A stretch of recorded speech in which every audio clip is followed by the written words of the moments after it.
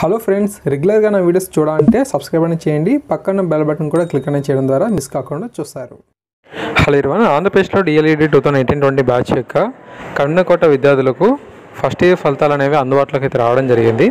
Okay, official వెబ్సైట్లో ఈ ఫలితాలు అనేవి అందుబాటులో ఉన్నాయి. సో మీకు వీడియో డిస్క్రిప్షన్లో లింక్ అయితే ప్రొవైడ్ చేస్తాను. ఇక లింక్ని క్లిక్ అని చేయండి.